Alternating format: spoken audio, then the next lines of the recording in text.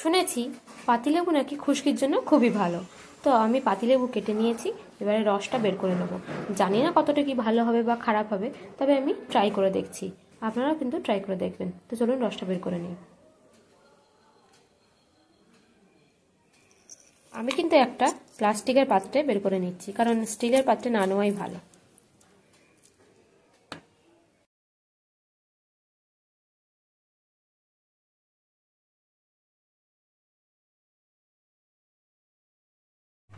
তো এই যে আমি চুলটা আঁচড়ে নিচ্ছি একটু, এরকম শীতে করে করে লাগিয়ে নেব। এই যে দেখুন, লেবুর রসটা আমি বের করে নিয়েছি। এবারে আমি নিয়ে জাস্ট হালকা হাতে এখানে লাগিয়ে দিচ্ছি। আমি কিন্তু জানি না যে এটায় কোনো কাজ হবে কি হবে না, আমি জীবনে প্রথম লাগাচ্ছি। তো আপনারাও ট্রাই করে দেখতে পারেন যাদের খুশকির সমস্যা আছে। আমার কিন্তু গরমকালে খুব একটা প্রবলেম হয় না, হয় এই শীতকালে। তো রূপচর্চা আমি করি না, আর সত্যি কথা বলতে আমার স্যুটও করে না স্কিনে, কারণ আমার খুবই সেন্সিটিভ স্কিন। তো সেই কারণে অনেকের অ্যালোভেরা স্যুট করে, কিন্তু আমার কিছুতেই কিছু হয় না। আমার অ্যালোভেরা মুখেও যেমন স্যুট করে না, তেমন মাথায়ও স্যুট করে না। তো আমি এই লেবুটা শুনলাম, জানি না এটা কতটা কি কাজ করবে, তো তো অ্যাপ্লাই করে দেখছি। আপনারাও করে দেখতে পারেন। একেতে শীতকাল, ঠান্ডা, সময়ও হয় না, তা আজকে একটু সময় পেয়েছি, সেই জন্য ভাবলাম কাজটা সেরেই ফেলি। মিনিমাম আধ ঘন্টা তো রাখতেই হবে। দেখি যদি পারি তাহলে একটু বেশি রাখতে পারি। অলরেডি এখন 12:47 বাজে।